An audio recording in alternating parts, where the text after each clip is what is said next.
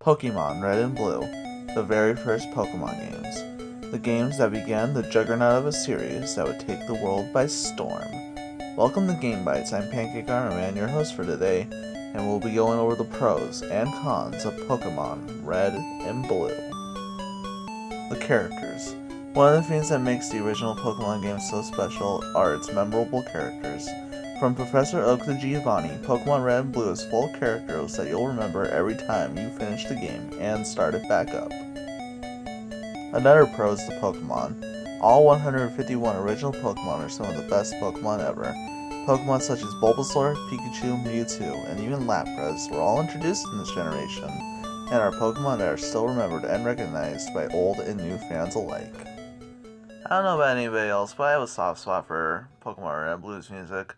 Whether it's the Palatown theme or the Route 1 theme, Pokémon Generation 1's music is just really good, in my opinion. Now that we've gone over the pros, let's go over the cons. One thing about the Generation 1 Pokemon games is that since they were the start of the series, there was a certain lack of balance that came with it.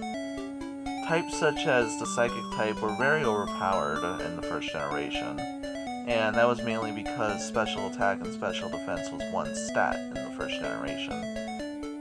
There was even a glitch that made it so Ghost type, the only type that was super effective against Psychic type in the first generation, wouldn't actually hit any Psychic type Pokemon and would be counted as an immunity.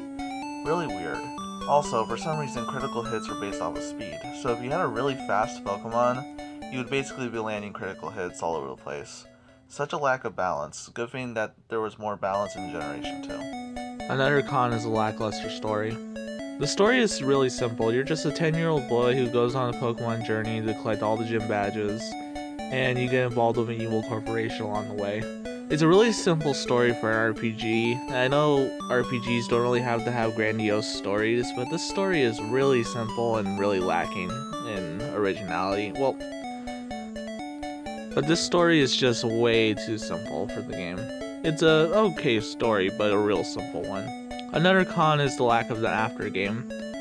Now, when you finish collecting all 151 Pokemon, or 150, there's nothing else to do except just beat the Elite Four like a million times.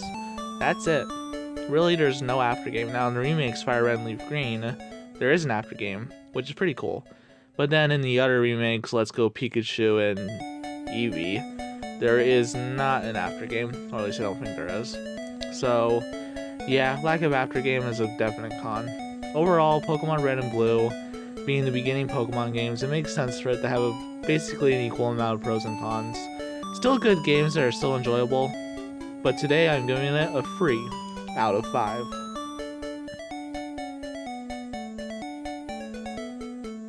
Well, that's all for today. Thank you so much for watching today's Game Bytes. I've been your host, Pancake Armor. If you want to hear more of my voice, then there'll be a link to the current versus that I'm in.